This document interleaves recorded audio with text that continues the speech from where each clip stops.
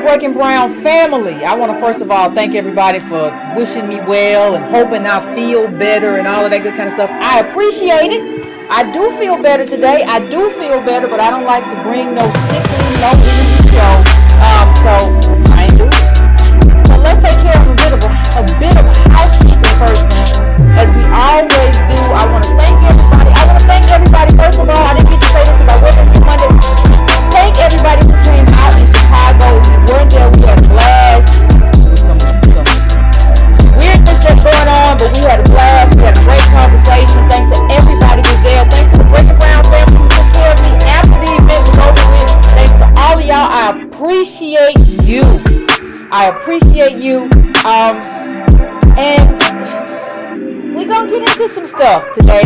And it's not going to be like the usual stuff. But it's complicated. But before we do all of that, what I want to say is I want to do a little housekeeping. Please like, please share, please go to subscribetobrown.com, because when I couldn't be here for the show on Monday, that's the email. Those are the emails that I emailed to say, hey, I'm not going to be here. So you don't have to be looking and checking. What happened to Yvette? What Yvette? I thought we were going to do a show tonight. She ain't here. I put it on my Facebook, which automatically pushes to Twitter, but I also sent out an email. So please add yourself to subscribetobrown.com. Free of charge, just to be on my mailing list, just in case something happens. I would appreciate it. Also, please like. If you haven't subscribed already, please subscribe. You can always unsubscribe. People often do. People get upset. People get their feelings hurt, and this is something that happens, right? So ain't nothing we can do. We got to be honest. We got to keep it honest. The music's still playing. Oh, it's still playing. Okay, got it off. Can y'all hear me now? So please go to subscribetobrown.com. Please go to subscribetobrown.com. If you have not already gone to subscribetobrown.com and add yourself to the list, please like, please share, please do all the good stuff that I ask you to do. I'd appreciate it, so that we can build the group, because this is a group that we're trying to build. We're trying to build a community. We're just not trying to be here and talk and have conversations. We're actually trying to build something that is important to the community. So I appreciate it, and I appreciate everybody being here. I appreciate it. And we're going to have a conversation. We're going to have a conversation. We're going to have a conversation. And it's not going to be a long conversation, but I think it's a... See, the thing is, and we haven't been able to do anything because hurricane news has taken up all the news, and I don't really have necessarily a problem with hurricane news. I just have a problem with America not being able to do anything but one thing at a time. And so everything is finite. That's one thing I like to say. Everything is finite.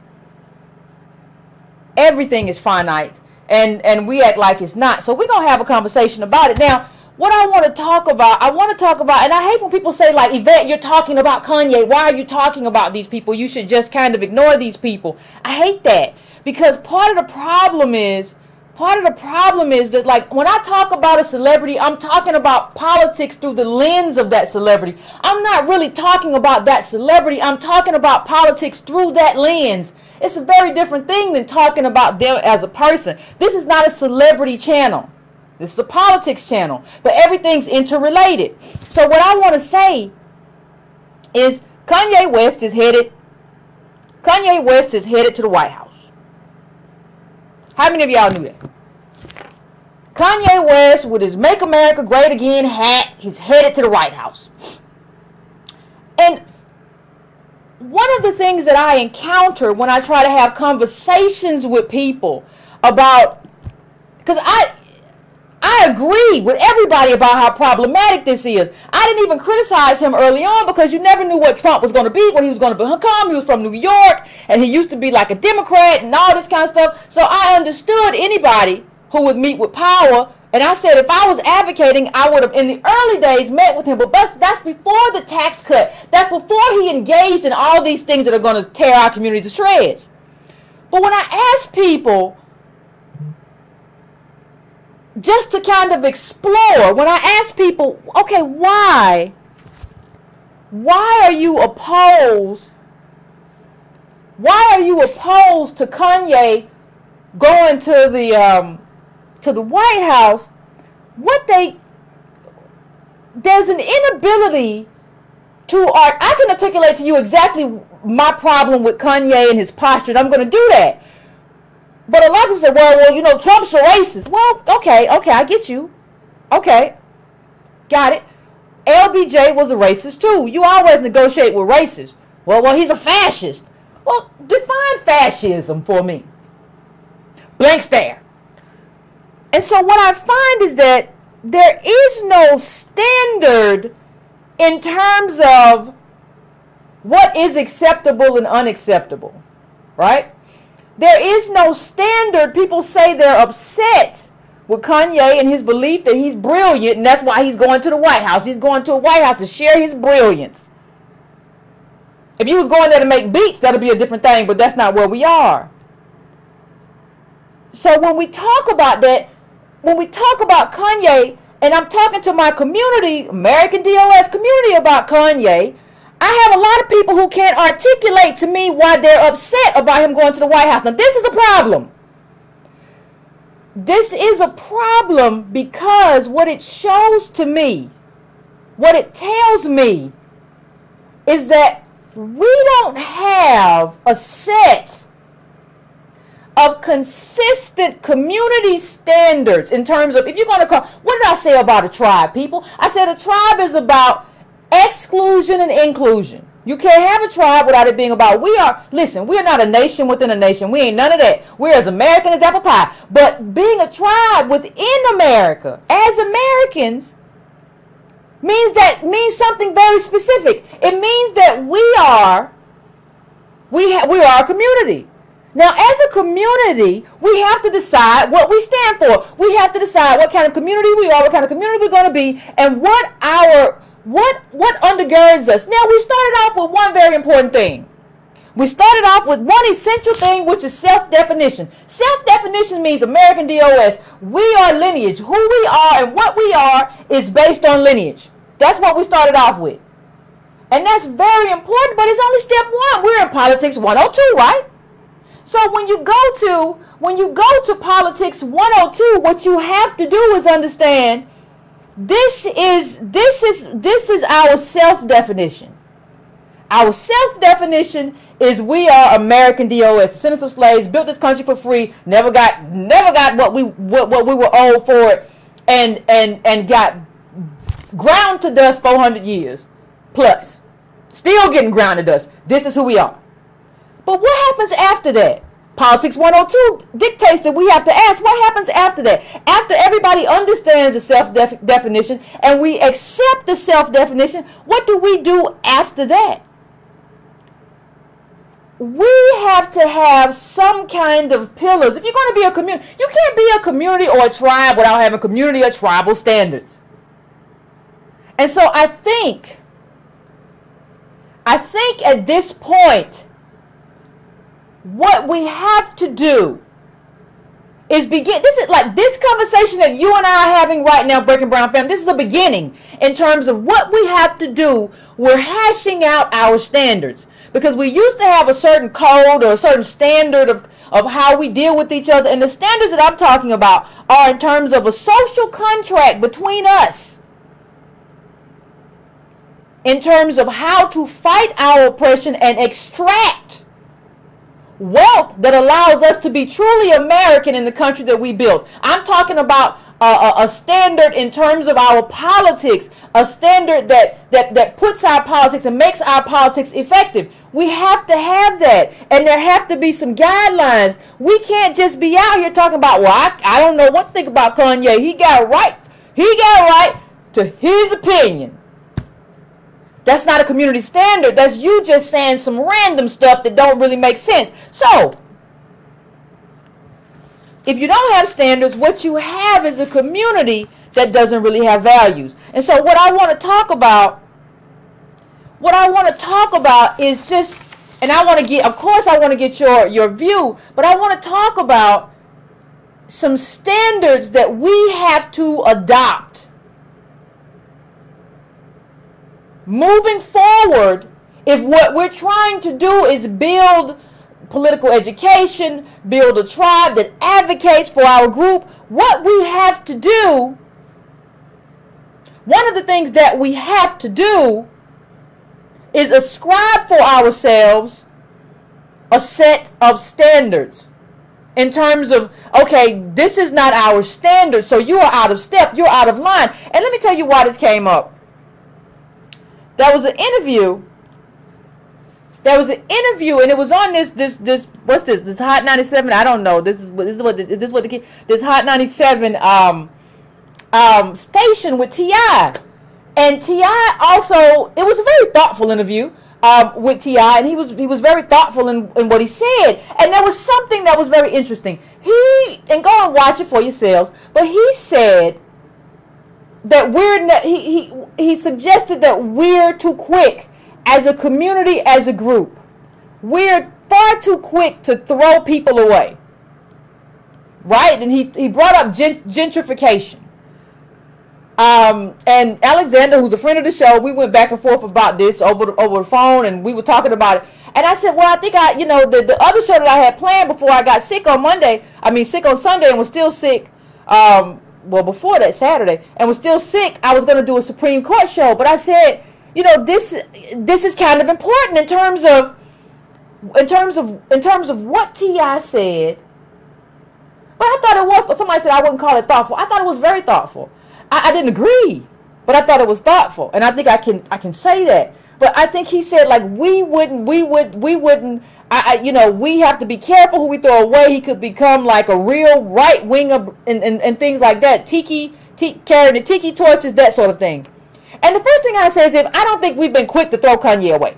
Like, Kanye been saying crazy stuff and doing crazy stuff and behaving very erratically for a very long time. And every time he does that, we accept him back into the fold. The second thing I say is the whole gentrification stuff in the context of Kanye, who lives in Calabasas, doesn't really fit. The third thing I say is this. Someone who deals in hip-hop, which is all about being individualistic. If it ain't about the money, don't be wasting my time. Don't be calling my line. You cannot really talk to me about community. Because this whole project has become a project of individualism as opposed to a project based on community. So we're at odds already about that. But I think it is very, very good in terms of how we need to start to think about certain things and how we need to navigate ourselves. Now, what do you mean, Yvette? I think T.I. helps us flesh this out. I think everything that he said helps us, because the question becomes, okay, if we're too quick to throw away Kanye, the question becomes, when do we throw away people?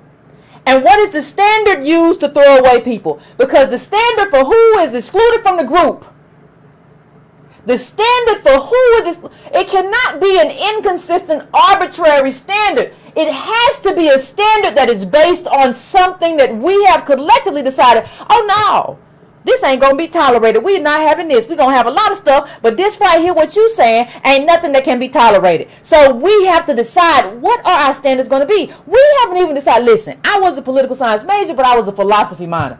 So one of the things that always occurs to me in terms of virtue and vice, we haven't even decided what are our main virtues. What will our virtues be? Well, if you ask somebody and you say, what will our virtues be? What will our virtues look like? What does that look like? When the people will say, well, honesty. Well, wait a minute. Honesty as a group? Yeah, honesty is important. Well, I agree that honesty within the group is important. I agree that honesty within a relationship is important in terms of your interpersonal. But how is it when you're dealing with white supremacy in the most dishonest way and how they deal dishonestly, how can you presume to be honest? How is that your main virtue? Right? I don't understand it. It doesn't make any sense. That cannot be our main virtue because virtues are not universal. Virtues have to be crafted in terms of your group. Right? So, what is the consequence and what is the standard? What is the standard for whether or not, for Kanye, but what is also the standard for the group? I don't think we fleshed that out. And what is Kanye's obligation to black people? I mean, I'm talking American DOS. The only reason you really got on the news, you look like Black Life, you college dropout, your mama majored in like African American, was a professor in like African American studies, and we were the thing that made you popular. So what is the consequence of turning on the group that made you into something that white people even paid attention to? Because we make you cool, and then you become something that white people pay attention to, and then you drop us like a bad habit. What are the virtues that we should have as cornerstones for our group? Well, I'm gonna tell you the first. Let me tell you the first two. It's not patience, because we can't be patient. Well, patience is a virtue. No, not for us. We can't be patient. That's insufferable. We waited long enough. So if you ask me, what are the virtues that are we'll give you two most important virtues for American DOS. The two most important virtues for us: courage, number one. Courage, most important one. Number two, justice. Courage and justice are the two most important. And honor within the group. Not patience, not fairness, because fairness is actually something I don't want. And I'm going to tell you why in a minute. Just stay with me in an example that I use. I'm going to tell you why in an example that I use, we have to craft very specific virtues, very specific cornerstones for what we're trying to do. And there's something that when we talk about what people say, well, what is the, that's the first virtue of the first virtue group of our community. Okay, well, what's the second one, Yvette? Well, it's very clear. It's very simple to me. And I'm reading this verbatim. He said, T.I. said during the interview, he was asked about Kanye, said something very honest about Kanye talking about stuff that he doesn't know anything about. He talks about history and slavery, a whole bunch of stuff he don't know anything about. So T.I. said he said Kanye acts off what he feels more than what he knows. Kanye acts off what he feels more than what he knows. Let me tell you, if you want to talk about the political efficacy and where we need to go, this needs to be number two. This is forbidden. It is forbidden for you to talk more about what you feel than what you know when you're in the realm of politics. Now, I don't care if you're making a beat. I don't care if you're writing a book. If you're making art, you can go and you can take all the colors and splash them on the board, and you can talk about how you feel, and you can talk about what makes you feel, and how you dreamed about a beat, and you got up and you made the beat. You can do that all day. But this right here is a different arena. It is forbidden. So when you start talking about what you feel in this political arena, as opposed to what you know, you have violated American DOS political standard. That has to be number two. It just has to be that way. We have to start understanding that there have to be standards. This is not a game. And we got to stop letting people play. Kanye playing. I don't know whether you see it. I know he got mental ill. He got bipolar. I don't care no more. You've been through this. You've been through all of this. All your friends and your intention. And you still insist on going on SNL and all this stuff. And doing this stuff. And going back to the White House. And you done met Trump one time. I have to assume at this point that for you this is intentional. And so when I say that, I have to mean it. And I have to apply a standard to you. I have to apply a standard to you. And one of the standards that we also have to apply when we're talking about, well, what other community standards do we have to have? Well, people have to understand their roles and their lanes, right? So here's a picture of Dr. King and Harry Belafonte. Now here's the thing. Harry Belafonte is an advocate in his own right. Harry Belafonte supported the civil rights movement, supported Dr. King financially and otherwise. But he still remained in the lane of support. He did not get up at the march and try to take the microphone from Dr. King. Now, why do you say that, Yvette? Why do you even bring that up? Well, I'll tell you why I bring it up. It's very, very clear. There are many activists, just left Chicago, many activists there. There are many academics who can speak to you about Chicago, black life, everything. One of them was there at the event I was at.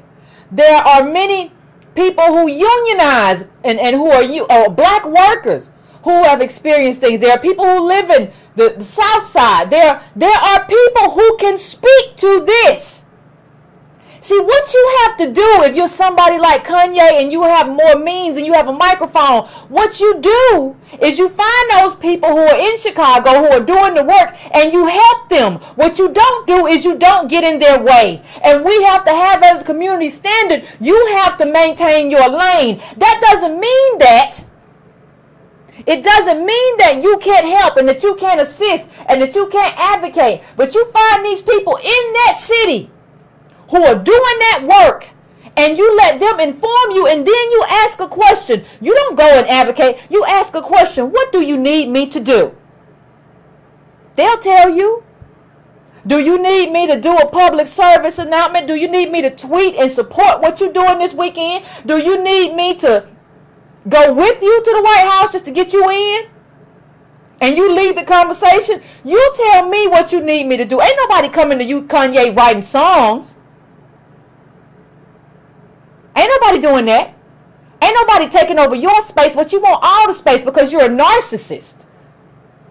And we have to guard against narcissists in our community. Because one of the other rules of what we're doing is that community uplift is way more important than individual success. That has to be part of your ruler. That has to be part of the ruler that you use to assess people and to assess what needs to happen in our community. So what I'm saying to you is that in terms of how you assess everything, you have to ask yourself, is this person that I'm looking at, are they more interested in what they're doing? Because Kanye, before he had this first album coming out, he did this whole thing. And now he said he's going to do another one of these little microwave albums where he just do six things in 3 days or whatever the hell, whatever he's doing. He's going to do another one of them. Because it looks to me like I don't think you really care about Chicago no more, child. I think you're really into Kanye. And I think this is good for getting you attention. And there has to be a consequence for someone who is willing to put their individual success ahead of community uplift. That has to be one of the pillars of what we do. What you want to do is set this whole thing up. Like somebody with Yvette, well, if you had your drugs, what would you do? I wouldn't set this thing up. It's not about Yvette Carnell. I would like it to be where if I got hit by a truck tomorrow, somebody can slide right in and keep moving. It can never be about the individual, because when it is, you get involved in this personality politics and you lose. Because people can be corrupted. And people can be narcissistic. And that's what Kanye's doing. So that has to be another barometer. Are you about you? Because if you were about the community, you would go get somebody from the community and say, hey, I'm going to get you into the White House to have this conversation. You would go get somebody right from Chicago if you want to talk about Chicago and say, I'm going to get y'all all in the room with Trump. And we're gonna have some activists, we're gonna have some union organizers, we're gonna have some academics, and I'm gonna have y'all all in the room, and y'all gotta bring some policy proposals. That's what you would do. You don't know enough to be in the room, Kanye. You said yourself you don't even vote. How are you gonna be talking about stuff that matters? Like understand, people, we're in an era where the Voting Rights Act is being gutted. We're in an era where gerrymandering is coming before the Supreme Court. That's the era that we're in. You don't get to sit with the president and not know anything. But see, that was your problem, Kanye. You respected Jay-Z more than you respected your mama. You looked up to him. That was your idol. So you feel like being stupid is like cool. It's not. You don't get to sit there. You don't get to be there. It's a whole lot of people that are in places that they shouldn't be, or doing stuff they're not prepared to do. I wouldn't arrive at your studio and try to make a beat. You don't need to be on my terrain.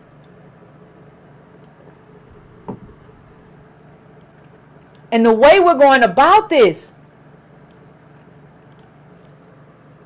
we have to be able to call Kanye out. Just like we have standards, and like you don't meet those standards. It just is what it is, and it's not the only one. Like all of this silliness that's going on with these people, even if it's jokes, just get to go on these little shows and joke around about stuff that's really serious, and not know anything about anything that's political, but you get to show up. Why? People don't access just because like the dude Aubrey, whatever his name is on MSNBC, just because he loves hip hop. Because just like hip hop artists love Trump, they love white people love to listen to hip hop. They love to listen to gangster rap on the way to $100,000 job. Don't affect their community. So let me bring him on and we're gonna talk about it. It's not cute. It's not cute, MSNBC. It's really not cute. And the little man what's the little host name, y'all, who does this, who loves hip-hop and makes all these little weird hip-hop, the little nerdy fellow with the glasses. What is his name on MSNBC? I meant to look that up before I came. His name is something. Aubrey is his name? I'm not talking about Drake, but the little guy on MSNBC. I'm trying to see if anybody knows his name. Ari what? Ari something is the little guy's name. Ari Melber. He's so useless. All he does is talk about hip hop. He in the context. And Bill Maher does it too. They all talk about hip hop and have a great time at the expense of us. So you love to talk about, 50 Cent says, and Drake says, and Pusha T says. Ari, as you live your wonderful white life, you just love to like fetishize this, and you bring them on because it's cute, and you respect them because they what are we doing? There have to be, after self-definition, there has to be some type of standards that we abide by in terms of our politics and in terms of how we deal with politics and navigate that terrain. We can't do it by just saying Trump ain't right. Yvette, Trump just ain't right. He racist. It's not good enough. That's not good enough. And Obama did the same thing too. Y'all remember when Rick Ross's his ankle bracelet went off? Rick Ross's ankle bracelet went off when Obama invited him to. So these people, and do y'all remember when Obama put all them black people in the snow? It was Al Sharpton. It was, what's the head of the Mark Morial. They came. They said it was gonna meet with Obama on a black agenda, and they ended up outside in the snow. But I'm saying I'm saying this Obama thing because what's happening is that these people bring like black faces onto their show who don't know anything, and it's jokes and giggles. And Obama, just like Obama brought Rick Ross and a group of rappers, now Trump is bringing Kanye because they know that there is no impetus, there is no expertise. We're going to have a conversation. You're going to push your record. I'm going to be able to say I had a black person at the White House, and it's all going to be over. And it's just all going to be finished. What you going to do? Well, Yvette, he have a right to his opinion. No, he don't. You don't have a right. You don't have the right. You don't have a right to be stupid. You don't have a right to be stupid. All that stuff about the 13th Amendment, he had to delete his account because you're a moron. You never read a book. You deserve to delete your accounts. Permanently delete them. Don't ever put them back up. You're an idiot. Make beats and hush. That's it. That's all you get to do. You haven't worked hard enough to do anything other than that. You haven't shown us the intellectual ferocity and intellectual nimbleness to be anything other than a beat maker. Don't try to extend out of that. Well, I can do anything. No, you can't. You can't be a person. You cannot be a person who says, I don't read books, and then turn around and say, well, I can do anything. You obviously can't. Like, do the work. Come back in 10, 15 years, and then you can talk to us. Jay-Z was with Obama. All this weird stuff. But we got business. And if you want to talk about a fourth rule before we get to the fifth one, I don't think that the American DOS community has actually, or that it throws away people. I think it's very different. I think we allow far too many people who are fence straddlers and who sit on that fence and they're like, well, Yvette, I don't know. I mean, he got it right, and to his opinion, they just wavering back and forth and doing this. Listen, if you're not gonna jump over to my side, I'm gonna push you over to the other side, and that's where you're gonna be forever. It's way too much fence straddling in our community. People who get to go over here and do all kind of wild stuff and then come back and say, I'm still one of y'all. No, you're not. We have standards, and you violated 7 out of 10. So where you went, when you were straddling and we pushed you over, stay over there. Go do that. Go make that your home. It's all right. We won't miss you. Nobody misses one person like that in the community. Like, no, go do that. And I think sometimes you have to make an example of people. I'm not saying you excommunicate everybody, but I think the French brought out the guillotine for a reason. I think sometimes people have to be excommunicated for a reason.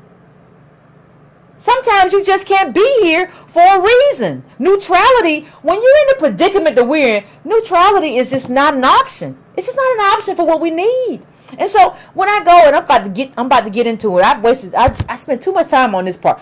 So I'm about to get into it. Listen, number 5, part of what we have is the Kumbaya group. I talked about this in Chicago. The Kumbaya group. That should be forbidden. This Kumbaya politics, we have to have self-interested politics, not Kumbaya politics. So when you look at this, remember what Russell Simmons said after Trayvon Martin was gunned down by Zimmerman. He said, Trayvon Martin didn't die so we can create a race war. He died so we can promote better understanding. We must start with honest dialogue. Understand that the Kumbaya group, what they do, instead of racial justice for American DOS, they promote racial understanding and racial conversations. Like this Bill Clinton conversation. We don't need any conversations. All of our stuff in terms of, this is another pillar, all of our conversations need to be about wealth.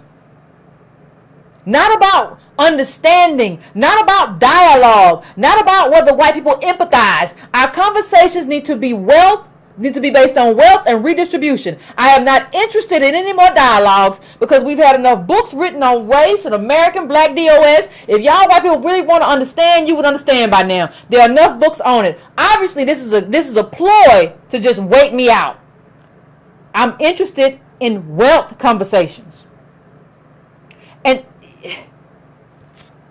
this is another Russell Simmons and Kanye West. I remember this Occupy Wall Street.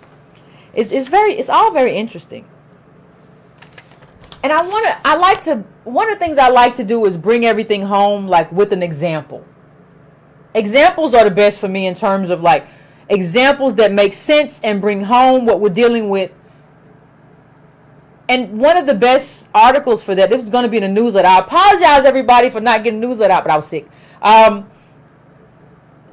This would have been in there, though. The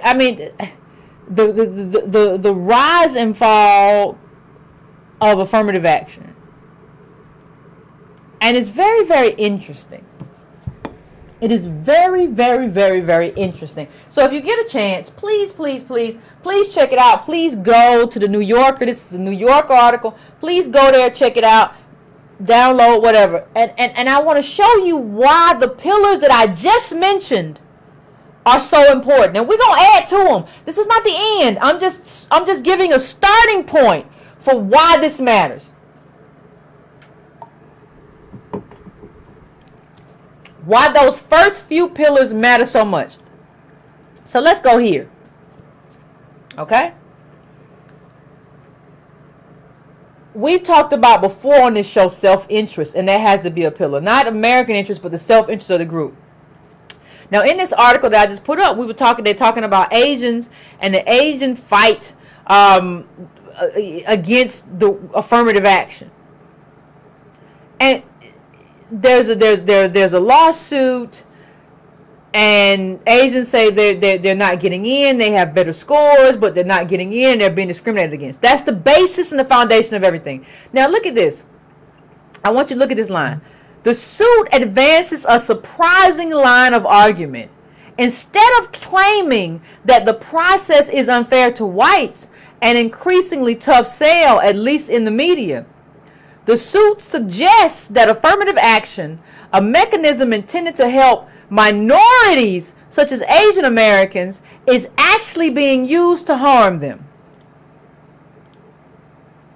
Minorities. But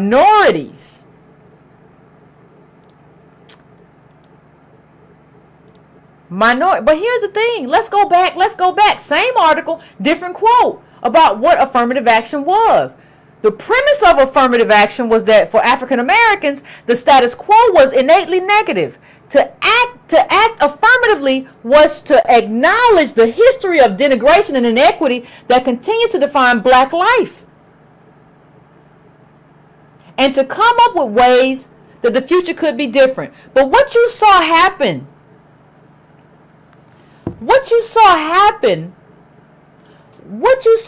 is that the government dragged its heels. Even LBJ, even everybody dragged their heels, and it went back before that. And nobody would define what affirmative action meant in terms of us, in terms of what we were supposed to get. And then they started extending it to everybody else.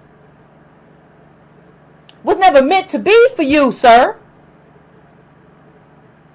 You have a different history to me. And there's no way that I should be put in a position to have to deal with you. You know, there was a Thornhill study that Antonio Moore mentioned on his show, and it said the categories that colleges look for are the race neutral. It had 4 categories, but the preferences that they referred are the race neutral,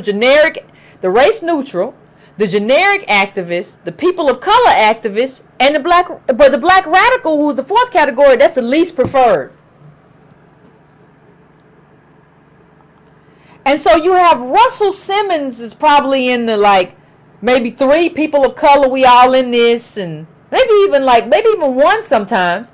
Kanye West is same, maybe he might be in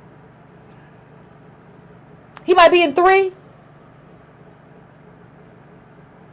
Maybe in 3. But that's what we're dealing with. Right, that's what we're dealing with. So when you look at it, here's what we come to. Here's what we are.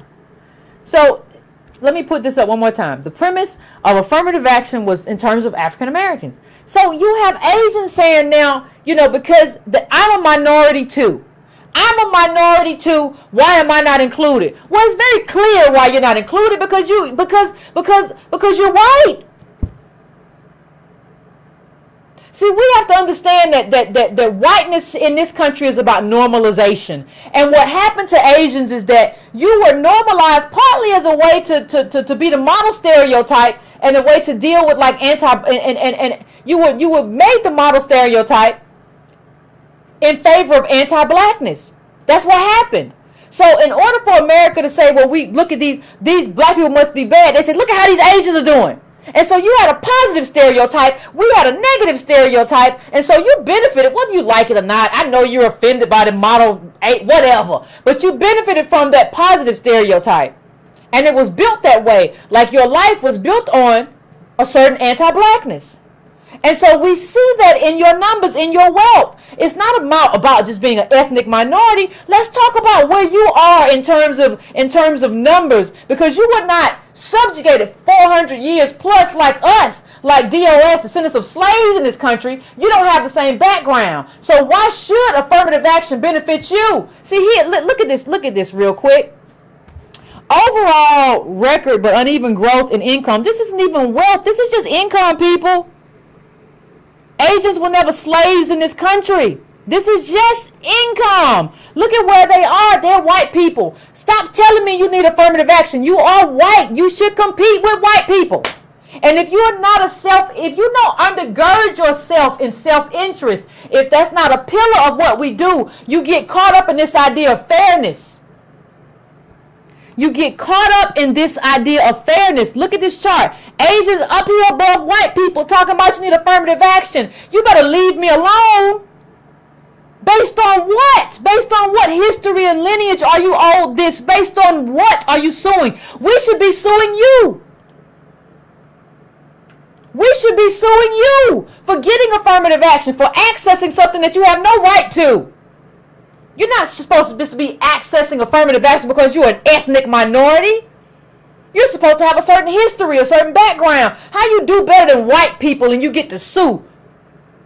What really needs to happen is affirmative action needs to be designated for descendants of slave, American DOS, and then all of the rest of y'all need to just go and fight with white people.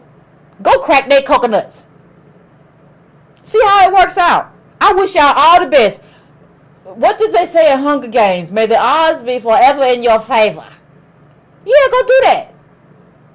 You don't compete with me.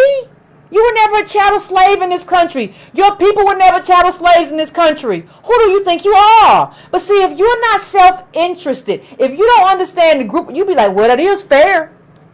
Yvette, ain't that fair? Like, ain't that fair that they should get treated? They should get treated based on whatever their GPA is and whatever their SAT scores is, right, Yvette? Listen, I'm not in favor of fairness.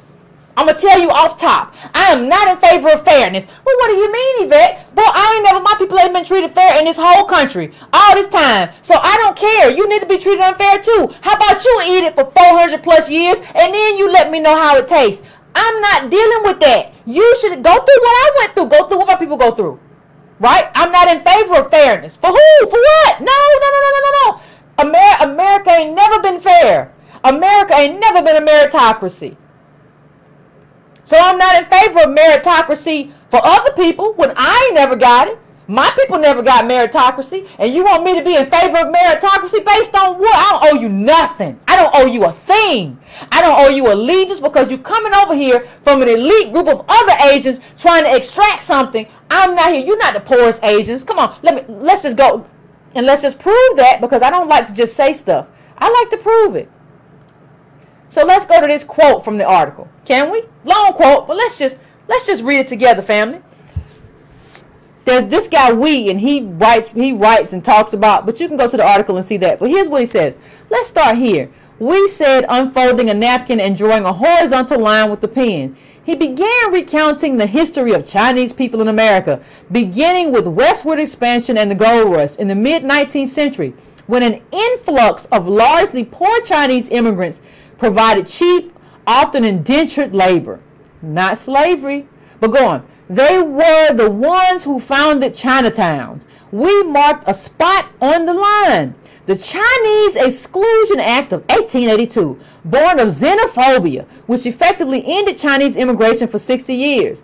And then, coinciding with the Cold War, another mark on the line, the 60s, as the United States began recruiting talented students, particularly in the sciences and the math, from places like Taiwan and Hong Kong. We was describing people like my parents who came from Taiwan in the early 70s for graduate school. It was no surprise. It was no surprise, ladies and gentlemen, that communities like the one I grew up in, and there's an Asian writing this article, like communities, the ones I grew up in, were seen as model minority. Our ranks have been selected to come to America and pursue largely untroubled middle class lives. I'm going to read that one more time for the people in the back.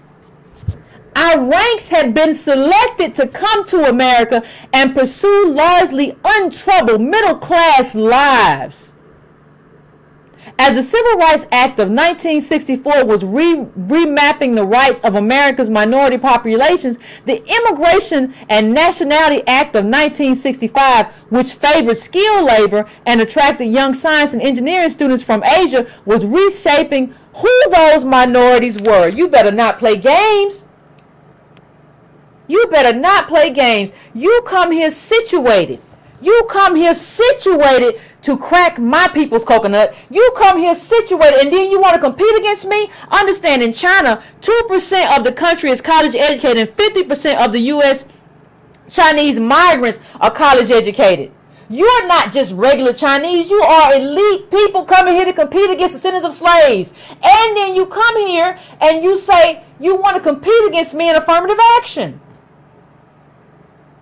It was wrongly extended to other minorities, and it never should have been. I understand somebody said, well, Clinton did it to save it. No, that destroyed it. And the Supreme Court justice helped destroy it that way. This is not what we're trying to do. You are an elite group. You come here situated to be in the middle class. And understand something. When we have this conversation, what you have to understand is that all these people, I'm going to put this up forever. The bottom 50% of the black households worth less than $1. If you're trying to get up there, if you're trying to become middle class, it is a limited space with limited slots. If you're trying to become up middle, it's a limited space with limited slots. The last thing you need is people who come here situated to compete against you and win. Why should somebody doing better than white people? If you're doing better than white people, why are you competing against me? No, you should be denied affirmative action altogether. You should not be able to apply. Because the only thing that separates you from white people right now is physical features. And affirmative action was not designed for physical features and ethnicities. It was not designed for that. That was not the role of affirmative action. Only 4,000 Chinese migrants built railroads. 4,000? It's millions of us, and y'all gonna talk about the 4,000 of y'all that built railroads? Really? Are we gonna do that? Is that what y'all doing? Because see, as DOS and American Black, we haven't been able to count. We've talked on this show a lot about not being able to count. We can't count, so we don't know. Well, yeah, they went through a lot too. No, they didn't. And then they have something that we don't have. They have something that we don't have. All that elitism. Read this. Chen speaks Mandarin with a lusty Beijing accent. Read the article. And it says, which gives his English a choppy, dramatic rhythm. He came to the United States in 2006 on an H-1B visa. That's why I want them H-1Bs restricted. To work as a computer chip designer. He received a green card in 2013. Chen's initial impressions were that the air conditioning in America was magnificent, but the roads were poor. He poured most of his free time into skiing, shopping, and eventually sport fishing. Now, he went on to support an organization that supports Asian Americans and thinks they're being treated unfairly in terms of affirmative action. You can't compete against them. You just can't. Because one of the things that you can't compete against is not only their elitism, you can't compete against the fact that they have a homeland and that China is a rising power. And China being a rising power gives them another advantage that we don't have. What do you mean, Yvette? Here we go. At the 90s, we drew a heavy vertical line. After the massacre in Tiananmen Square in 1989, the United States began welcoming immigrants from mainland China in large numbers. The Chinese Student Protection Act. Let me stop right there, Breaking Brown family. Have we ever had a Descendant of Slave Protection Act? A DOS Protection Act? You come here from somewhere else and you get a Chinese Protection Act of 1992. Provided green cards to nearly 55,000 Chinese nationals, and this influx accelerated in the 2000s, particularly after the financial crisis spurred a desire for foreign investment. As of 2016, there were an estimated 21.4 million Asians in the U.S., approximately 4.9 million of whom were of Chinese descent. You need to understand what that means. Now understand, this is real data. Now while we're talking about this, while me and you are talking about this and what it means to come from China and immigrate here and be an elite immigrant and all of that stuff, while we're talking about this, Issa Rae is talking about the Chinese Bay. Apparently she has a Chinese, I meant to download the image. She has a Chinese Bay, child. The Chinese Bay on her show.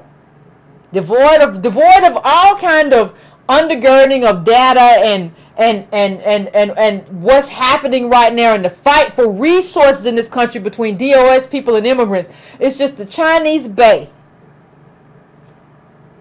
The Chinese boyfriend with the long hair, and he's talking about, his show and what are y'all doing? Y'all don't understand that this is just kind of a pro-immigration, pro-immigrant love show or something like that. We don't understand that.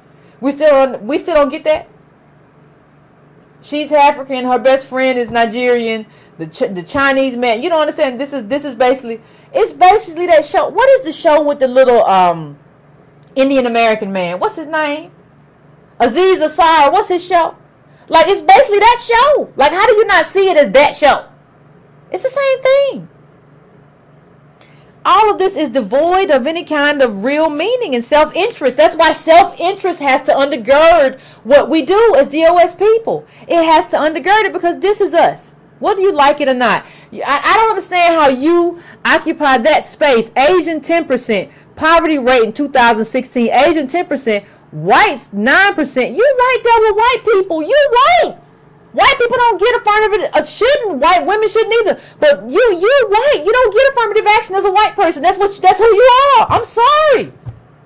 You don't get affirmative action, or you shouldn't, just based on being a minority, based on being an ethnic group. No, you are succeeding. You are excelling. You are the anti-black. You are the anti-DOS. That's how you have been positioned. We have negative stereotypes. You have positive stereotypes. Like, you don't get to claim this. And somebody should have told you this a long time ago. We should have sued to get you out of the group. We should have sued a long time ago to get you out of the group, because you don't suffer the same thing that we suffer. How are we here together? How are we having this conversation together? We can bring up this chart. Same thing. You see the Native American and the black. The Native Americans were up here and then they fell down. They collapsed. And then even with our group, you don't know how many people in our group, how much of our numbers are being deflated by black immigrants. So we're worse off, but our numbers are being inflated by black immigrants who are doing better off. What are you going to do with that? What are you going I see, the thing is, oh my God, family, I don't understand. We got to catch up quick, because I don't think, and I'm not trying to be, just look at that chart, and I want to give you a chance to take your time with it. But I don't think we tend to understand. Like, this is a big deal. This is a really big deal. And we tend not to understand what a big deal it is. This is not anything to play with. And I'm gonna try to bring up. I'm trying to bring up something else while I talk to you.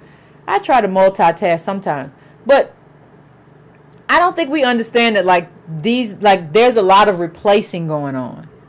There's a lot of replacing going on. And the question that we have to answer for ourselves is what will be what values, virtues, and standards do we have that are going to kind of assure and ensure how we deal with this. Now here's the other image that I told you about, Issa Rae and her and the Asian Bae, right? And it says, what does it say? Hold on. Asian Bae of Insecure explains his role in why his role is groundbreaking for Asian guys. This is where we are. This is where we are. Y'all stop. So this is where we are. You know, there was, let me take this down, but she said that in her book anyway, that you know, we should date Asian men and but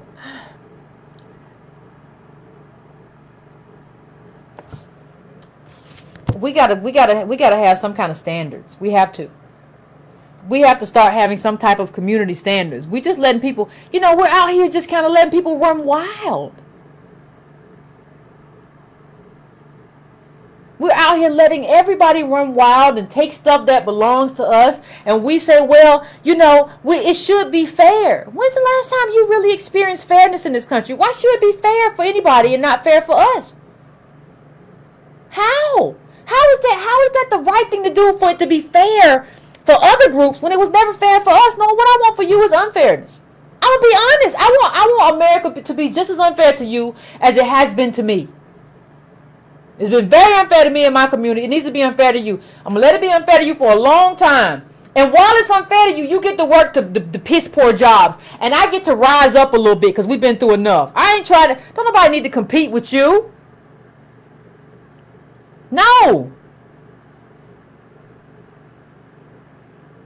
And this just goes to the point of diversity, of why the whole idea of affirmative action as diversity was always a problem. Look, unlike his colleagues, this is the Supreme Court we're talking about in the same article that I put up from the New Yorker, how the Supreme Court and one of the justices decided this. Unlike his colleagues who largely supported affirmative action as a corrective to historical injustice, Powell based his decision on the principle of diversity. This was not the original impulse of the civil rights movement. The presence of African Americans at the lunch counter wasn't about enriching the environment of Woolworths. Powell's compromise changed the terms of affirmative action. Admissions policies could no longer acknowledge the past. They could only advance a more diverse future. Diversity eventually became a self-rationalizing principle and produce an entire industry of counseling and compliance. And it killed like our need for corrective action, because saying that, well, everything's got to be diverse doesn't do anything for this specific group who was enslaved and are having to live through the consequences of that poverty and are having to bear that cost. Having a bunch of brown faces or yellow faces or red faces is not what we need. We're talking about us. You have to understand, there were not a significant number of immigrants before the Immigration Act of 65. This was about Negroes and white people, and nobody ever fixed that. But you're just going to say, as long as we have a bunch of non-white people and white women in the room, everything is okay. This diversity thing is a problem. It's never going to not be a problem. But just a couple of more. I just want to put out there a couple of more things, that charts to just show how it doesn't make sense that Asians are just get affirmative action based on being a minority. When you look at where they are, like, you're far above white people. Blacks still trail whites in college completion. We don't just trail whites. Like, you look at where Asians are in that chart. You're white. In every metric that you're a white person. Stop running around. You should compete. Like, we should be. It doesn't make sense. We should be the ones getting affirmative action. Everybody else, y'all should just be competing with white people. Because if you're doing better than white people, you're better than white. You're not us, and you shouldn't be competing with us. It's unfair for us to have to compete with you. It's problematic, and it's detrimental, and it doesn't make us whole to have to compete with you. Go over there and compete with them. If you white, you compete with white people. That's your group. Same thing here. Let me bring this up a bit. Racial gaps in household income. Now understand that this is not even the best predictor. This is income, not wealth. But I want you to look at what the Asians are, a little light line up top. And they're above the whites. And they compete with us, and you're doing better than white people, and you want to compete with us, talk about affirmative action? You should be barred from it.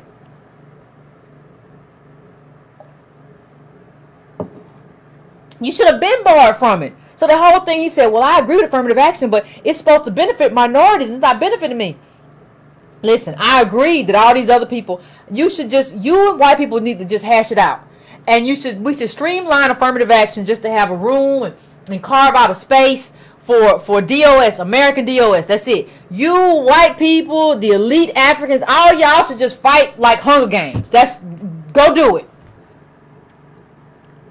And then y'all can compete on just scores and all of that. Y'all can compete, the elite immigrants, all of y'all can just compete on SAT scores and all of that, because y'all don't have the history that we have. We got some other stuff going on. Y'all go do what y'all do and play Katniss and Hunger Games. Go ahead. It says hold up a second. Let me go to the next one. We got a few of these.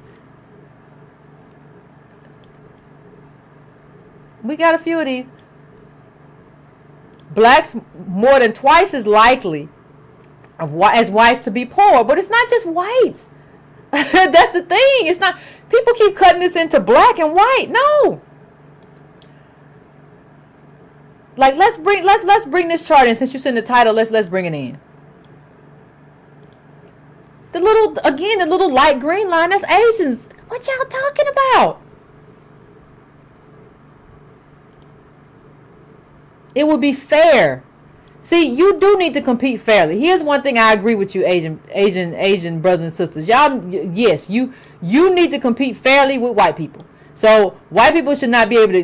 Y'all can just do whatever y'all do with scores or whatever y'all gonna do. But affirmative action was never meant to like benefit minorities. It was meant to benefit us. And you're just not us. You're not DOS. You don't have the same history. So the rationale that you use doesn't make any sense. Now, if you wanna compete with white people on that level, I think you should. I think all of y'all should just compete based on whatever y'all compete with, scores and personality, all of that. Y'all go do that. Go do that. We should be excluded from all of that. We should be given a whole different. But you should not be included anywhere in affirmative action. This is a problem. And so as I come to the end, I gotta get ready to close up. I'm just gonna put a couple more up just so we see it as we close out. Just so we see it, because and then I'm gonna bring up something else after the break. But I think we have to understand. Like, we're the only group that's really owed this.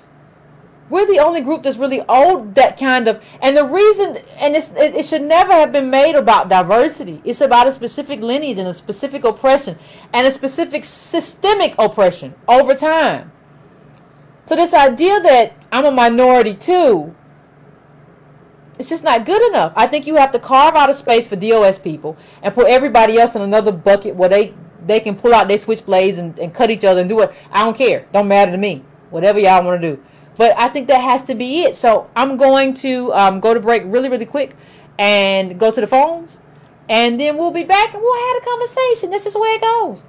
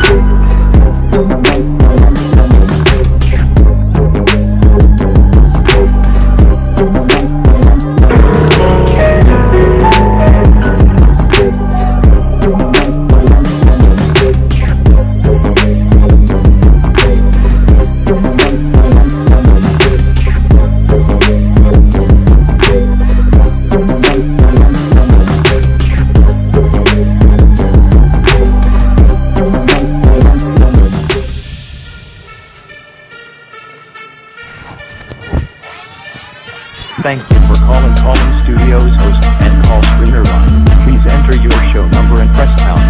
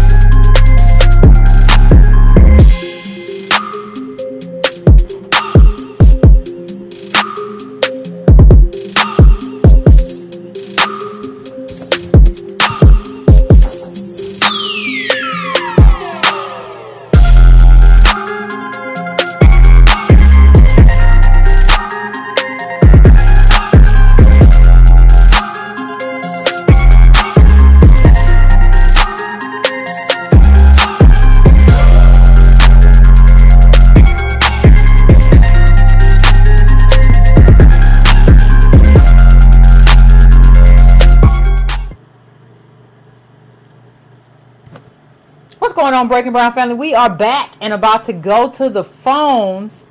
I really want to hear what y'all have to say. It's real interesting. I got to say that it's real interesting. But I'm going to go to the phones right now. Thanks, Bakar, for putting up the phone number. And I am going to, right now, 909 909, what is your name, where you calling from, and what's on your mind? Hello, my name is Keith.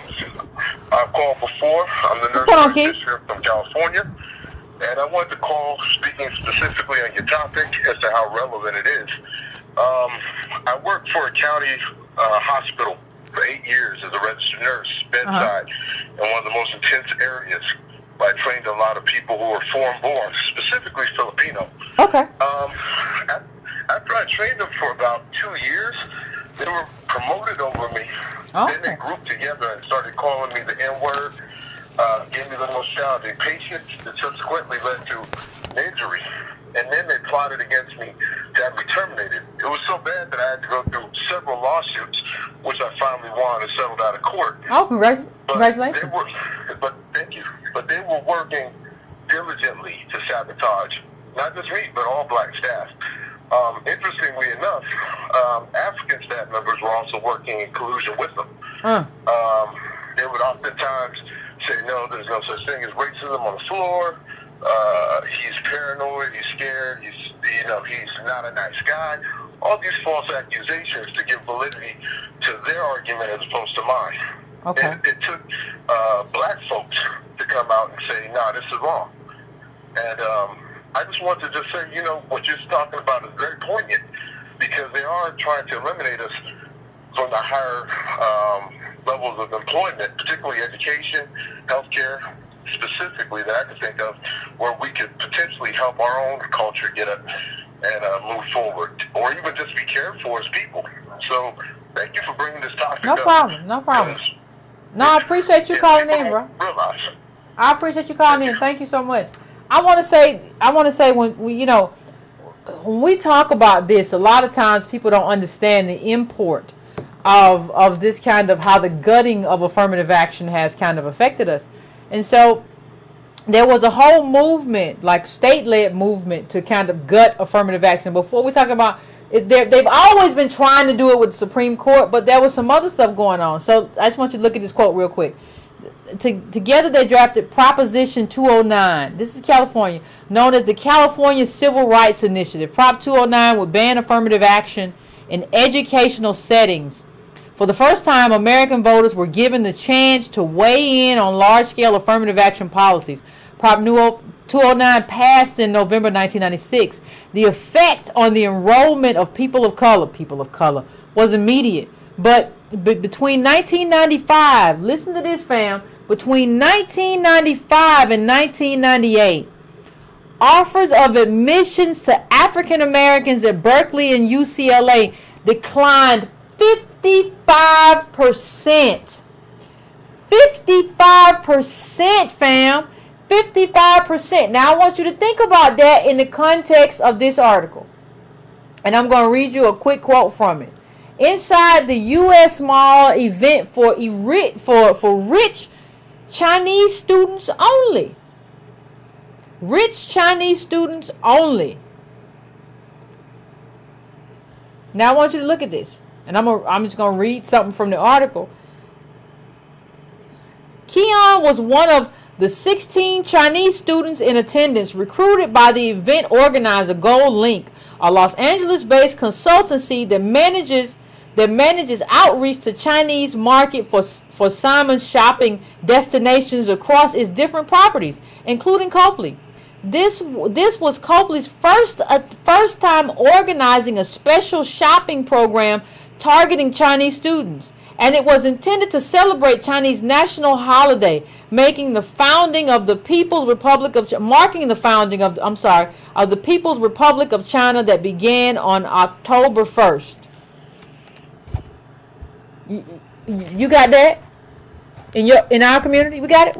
Your wherever you are as American DOS, mine here. You got that inside an upscale U.S. Mall shopping event for rich Chinese students. But we're just all minorities. You see how damaging this kind of this minority label is? Do you not understand how destructive it is for this to not be based on lineage as opposed to just being based on not white? And do you see how these people cleave off from you and become something other than you? the minute they have the chance. So they don't like. I'm gonna fight this affirmative action. I'm not gonna.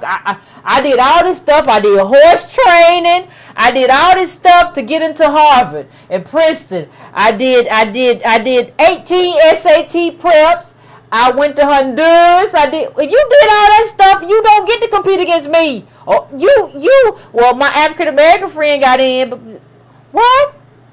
You don't get to compete against me. Like, you get to compete against white people and elite black immigrants. All y'all need to be the same as white. Y'all all get to go into the white category. We have a specific category designed just for us. So I'm going, y'all know who it is, the 301. 301, I'm coming to you. Hold on one second. Okay. What up, man? What's going on? So, yeah, I was at UCLA in 97, right when it changed. Ward Carney had ushered in a new era with Prop 209. And so I saw firsthand the decline in African-American students. What's funny is that I think that it actually resulted in, because what that 55% doesn't really tell the story of it, pretty much DOS students were chopped off at the legs. It was just left with first generation, second generation Africans. I think there were from my memory, there was like 3 or 4 DOS African-Americans that came in 97 that weren't African. Wow. That's just the 4 I know. Maybe it was like 12. It wasn't very high. You know, and we're talking about, you know, and I think everybody has to have context for, you know, UCLA. UCLA now is the #1 public institution in the nation. And also ranked number 19 in the nation overall. And so, you know, it's a trip because a lot of people, they just don't understand what's going on.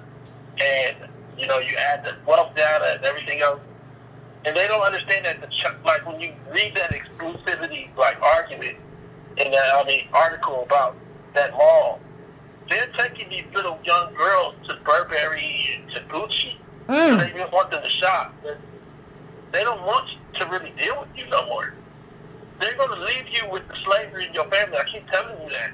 I mean, you might say, you know, everybody asks what the solution is, but then goes parties with their roommates and their friends from work and doesn't do really no politics. And it's like, okay, well, then just deal with that slavery that they left you with your family when your brother get out. Or when you don't have enough wealth to send your kids to college. Because they do.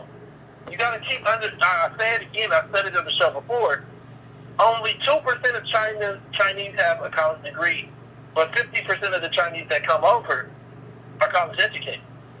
You're competing against the most elite of people, and they don't come from slavery or any of the setbacks as far as how you view yourself. They were not ingrained with an understanding of being less than, or they were not culturally stripped. They were not. I mean, this is the craziest thing ever. I don't see how people don't see it.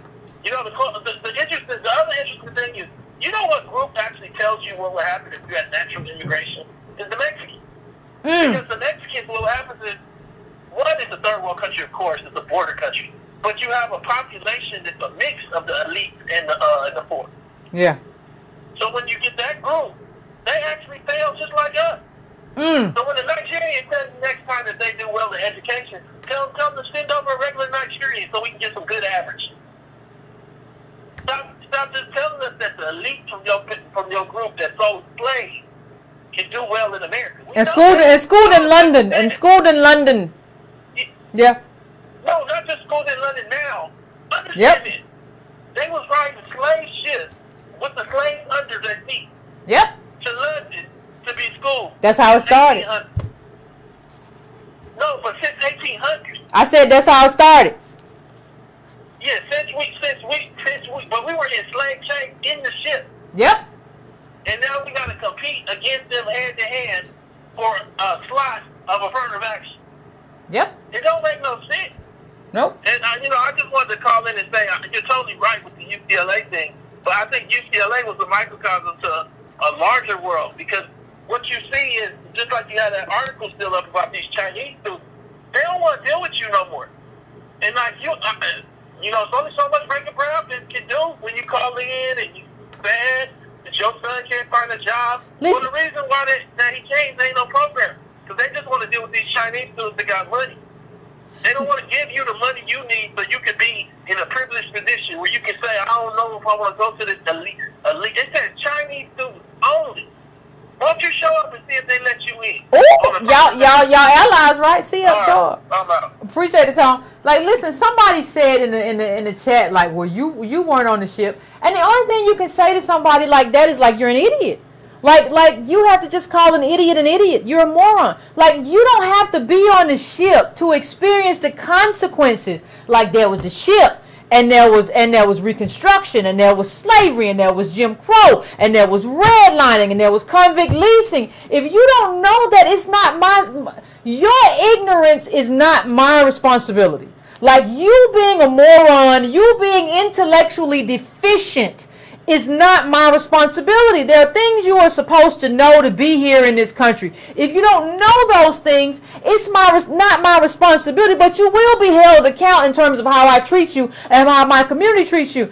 I don't care if you are DOS. You have to be extricated. Now, I'm not saying after I put you in the garbage can, I can't take you out and dust you off if you get yourself together. But I cannot maintain this kind of ignorance because it's detrimental to my community. It doesn't matter whether or not I was on the ship or Tone is on the ship. What happened to your brain? Your mama dropped you on your head? Like, I don't understand what happened to you. Like, everything, there was a consequence from those slave ships.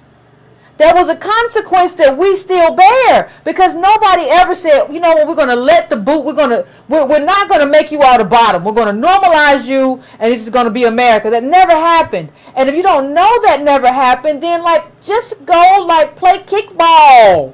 You don't have to be here. So I'm going to the next caller. Somebody made me laugh.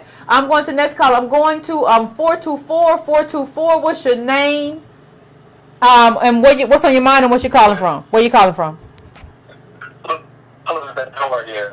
I'm good. I'm doing good. What's going on? My name's Aaron.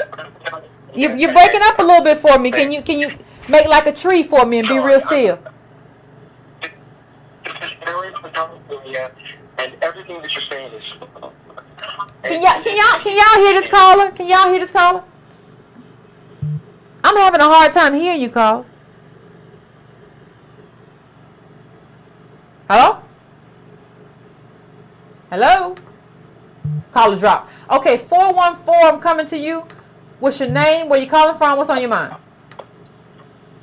Hey, Yvette. Quentin calling from Milwaukee. What's going on, Quentin? What's on your mind? Hey, I just wanted to tell you that I'm glad you're back. I hope you feel better. I do. Thank you.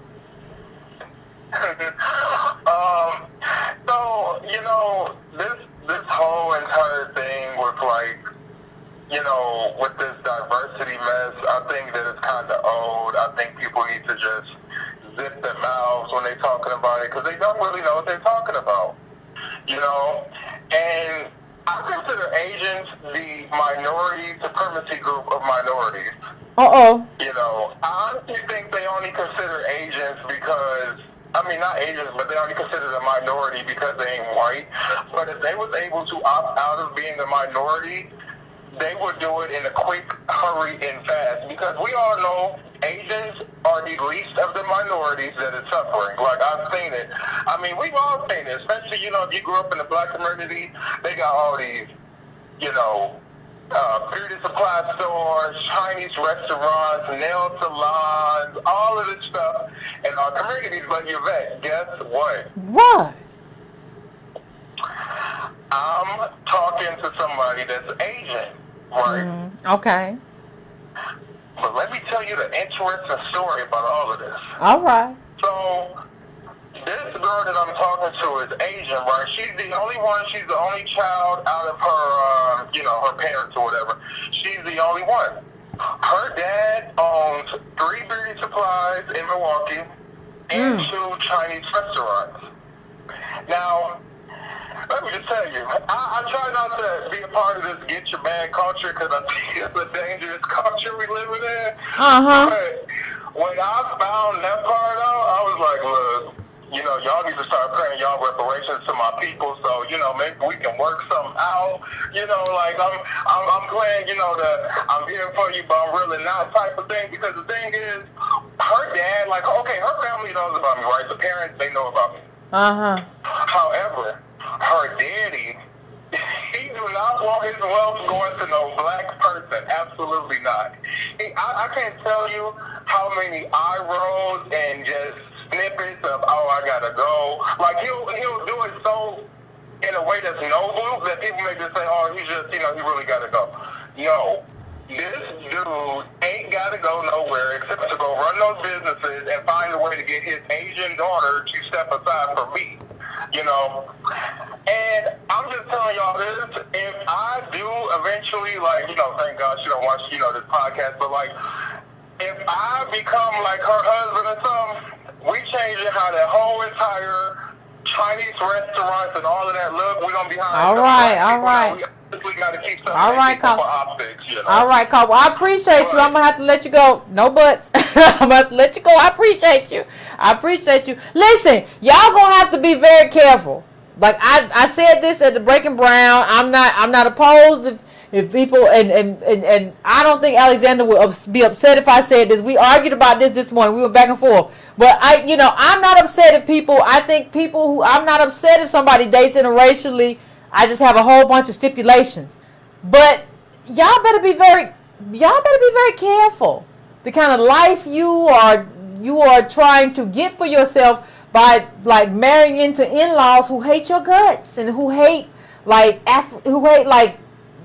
you being DOS, like that wreaks havoc on your life. Do you understand that? Like, I understand what you're saying about money or whatever. That wreaks havoc on your life to be married to somebody who like has in-laws who like despise you.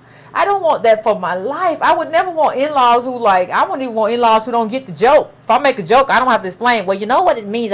In black, I'm sorry, I don't want that. So I'm just, and I've always been like, listen, I don't have anything opposed to like that, but you just have to tread carefully when you engage in what you engaging in. Is okay. You could make life very hard for yourself in this thing that you're doing, and that's all the advice I'm gonna give. I'm going to 314. What's your name? Where you calling from? What's on your mind? Hey, this is Michael from St. Louis. What's going on, Michael? I'm glad that you went into some information as far as what helped Asians and how severe their oppression was, to show that it wasn't nearly as severe as what our people have gone through. And I think that our community and our leaders aren't ready to be extremely self-interested and to even separate ourselves from other minorities and to look at where these people come from and because black people in the countries that these other minority populations come from are considered a lower caste. But we don't understand that when they come here. So these people are already anti-black and anti-DOS. However, they try to get in with us under the banner of people of color and steal our lunch. And now they're doing that. So I think what we have to do is check our leadership, make sure they're not co-opted, make sure they're not misleading us so that they can benefit, while the majority of our population suffers. Like you said, we need standards. And I'm going to kind of wrap this up along the lines that we need standards to hold our leadership accountable, and then we can check other minorities, because they can't just use us and use the 14th Amendment and use our struggle to take our lunch and then become just like white folks. So are you familiar with the Haitian Revolution? I'm just going to use this as an example. Yeah. Before they revolted against their oppressors, they cleaned house within their own ranks. I think that we need to do that so that we have those standards. Like, people need to have respect for us. And I think some of the issues we're facing is that our own people don't respect our groups, so they sell us out for these other minority groups, for gender issues, and allow these other people to come in, and because they come in over us, and then they steal from us. like what the Asians are trying to do with the Harvard case. And I'll end there. Okay, thank you, caller. I appreciate it. Yeah, we gotta have standards, but the first part of having a standard is understanding you ain't these other people. Like, that's the first part. Like, you have a unique lineage, a unique justice claim,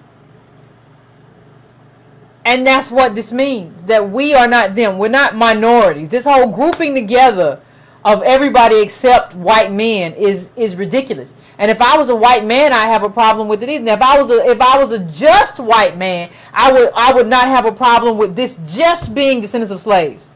But if you want to put in white women, Nicaraguans, Hondurans, Ghanaians, Kenya, I would be like, what the hell? Like, I would be the same way. Like, how do all these groups? It's just this group. It's just us. That's it. That's it. It's been extended everywhere. But, like, the fair thing to do is to understand, no. It's supposed to be us. That's it. So, I am going right now to 513. 513, what's your name? Where you calling from? What's on your mind? Hey, Yvette. Hey, what's going on? This is KP from Cincinnati. What's going on, KP? First time caller. Love it. Love Hey. what you do. Very empowering. You're a wonderful person. Just wanted to Thank you. that. Also, a few messages. We were just talking about standards. One standard is get yourself a king, get yourself a queen, and we roll from that point. Okay. You know, as far as mixing around and trying to gravitate towards someone else's wealth. Let's build from the king and queen standpoint and strengthen up the DOS position. Another thing, we were talking about the get along crew, or well, I forgot the term that you used earlier when you referenced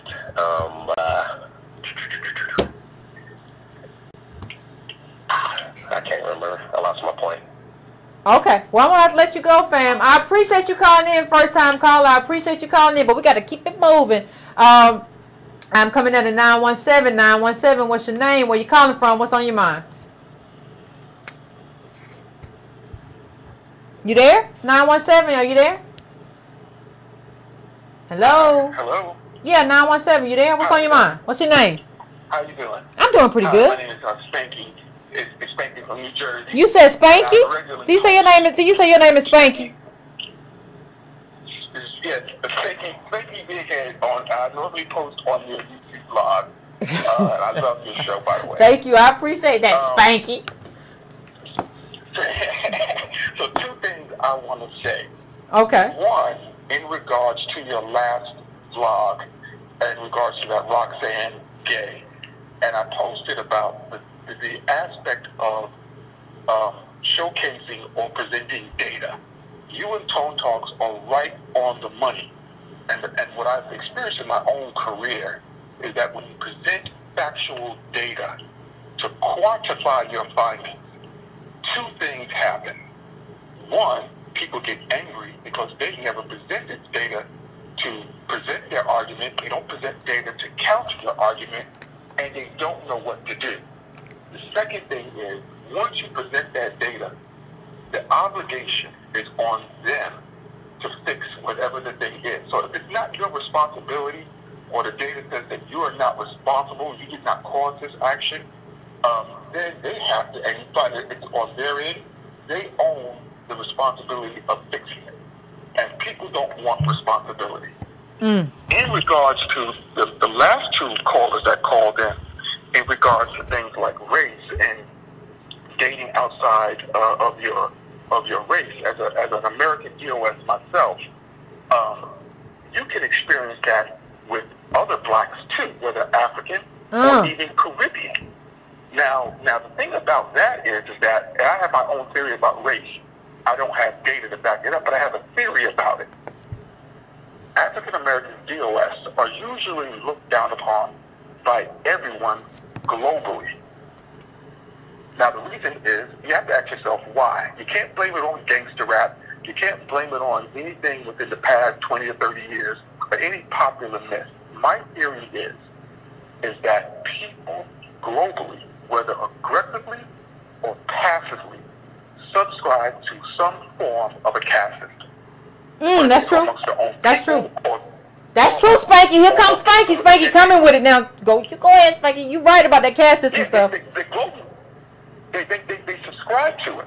So when you brought up a few blogs ago about the Nigerian different tribes and how they have their own caste system and how they even believe in slavery themselves, and how one popular Nigerian who you mentioned before was referring to her, I guess her great-grandfather, who she was proud that he was a slave master. Yep. And that there's a practice of even burying your slaves with your master so that they can support you in the afterlife. That even goes beyond what white slave masters do. I agree. White slave master would put you in a separate cemetery and say, okay, you did your thing, now you go on and be with God. No, they want you to serve in the afterlife. When you have a group, when you have people that subscribe to a caste system globally, you will always play, because of our lineage being slaves, we will always have the role of the Omega wolf in their eyes. If you ever notice, if you ever watch a nature channel, you watch a pack of wolves, the alpha wolf and everyone else in that wolf pack will come over, they'll nip at the Omega, bite at him, rough him around. He don't have to bother nobody. Oh. Even new members in the pack will go at the Omega, because everyone is subscribing to that wolf pack, that hierarchy, and it's all based on resources. Alphas want to control the resources, and those who are not alpha want to get their piece of that resources. All right. The only way to do that is somebody has to do without. All right, and I don't want it to be me, Carla. I'm sorry, Spank. But I appreciate. No, go ahead. No, I appreciate that. I appreciate you calling in. I appreciate it. And I think that's an interesting quote. I appreciate what you said, Spanky. I appreciate that. I appreciate Spanky. Y'all was saying some stuff in it. I appreciate he had a very good point. You understand? Anyway, I think I'm gonna do 2 more calls. I am going right now to 612. 612, what's your name? Where you calling from? What's on your mind?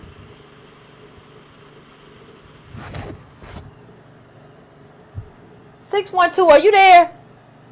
People be playing on the phone. 612, are you there? See, people go and leave the phone to go get libations and stuff, and then they can't get through. One last time, you there, 612? Guess not. Okay, let's go. I am going now to 409. 409, what's your name? Where you calling from? What's on your mind? Lance Pope from Beaumont, Texas. How you doing, Yvette? I'm all right. What's going on in Texas? You all right? Yeah, we're all right. Okay, good. For the first part of your show with Kanye, now you just got to cut him loose. And the only way we can cut him loose, I'm a big Kanye fan, so for all the Kanye fans in the chat, from Good Music and My Twisted Dark Trinity on back, that's pre-Kim Kanye, and then post-Kanye Kim is all that bullshit with Jesus and everything else. So draw your line of delineation. We have to boycott him. Well, use our dollars to let him know that we don't fuck with him no more like that. You know what I mean? And for the little sure, language, college children watching the show. Language, please. Oh, I'm sorry, man. That's all right. My bad. Excuse me. And for the nerdy guys on the MSNBCs and CNNs, we just light them up on Twitter like we do everybody else. Just keep putting the because the decadent veil and the celebrity, get the dumb celebrities off the channel and put people like you, Sandy Darity, and them that know something. Now, I have a theory I want to run by y'all on immigration and whatnot. Okay. Go ahead. I see a pattern. I'm gonna try to be quick as I can. Okay. Go ahead. The Vietnamese landed here in '76 in the Port Arthur Beaumont area in Texas. All right, Cubans after Castro. They in Florida, real heavy, real tough. I saw the comedian Godfrey talk about a Nigerian civil war. Okay, all these places probably had us, meddling in their business with the CIA or the United States Army, what have you. They come here. I think the ones that come here are the quote-unquote sellouts of their country. Those are the ones that want to lose the side of these CIA, USA-led revolutions, and they come here and they automatically against us because they're going to be pro-US no matter who the president is, because they allowed them to come here. Because you can't tell me how the Vietnamese all of a sudden came here, got shrimp boats at first, pissed the white people off that were shrimping, okay? And then all of a sudden they had houses. They came from the jungles of Vietnam. They didn't have nothing allegedly when they came here. So either the government gave them money, or they got set up somehow financially to where they just all of a sudden jumped ahead of us when they got here. You understand what I'm saying? I hear you. The Vietnamese are just like other Asian groups. They came here, they set up shop, they lived a bunch to a house, 2, 3 families to a house, but still they came here with sponsorship. So I wish you or Tone or somebody can find out who allowed these people to come, who gave them the capital to get started, et cetera, because there's a big old Somali population in Minnesota, in Minneapolis. So you understand what I'm getting at? I hear you, Colin. I hear you, Colin. And maybe somebody can take that up. I appreciate you calling in. I appreciate it. I appreciate what he said. But listen, I have had a stomach illness for the past 3-4 days, and some of y'all done made my stomach start back up. So yeah, like I think. I'm just gonna go to the last caller. This will be the last caller. 'Cause what's going on with the calls tonight? I love the calls, but it's Politics 102. Everybody, we being concise and succinct, and we get into it. 240. What's your name? Where you calling from? What's on your mind? 240. Are you there? Hey, Yvette. What's going on? Nothing much. What's your name? Where you calling from? This is gonna make you even sicker. Okay.